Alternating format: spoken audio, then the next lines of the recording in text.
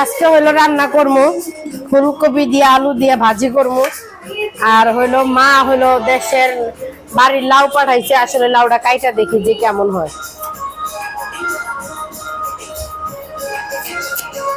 আসলে লাউটা একদম কচি, একদম দেখতে একদম ফ্রেশ লাউ, কিন্তু উপরের দিকে দেখা যায় কিরকম জানি না, কিন্তু ভিতরে একদম কচি, একদম মাশাআল্লাহ লাউটা।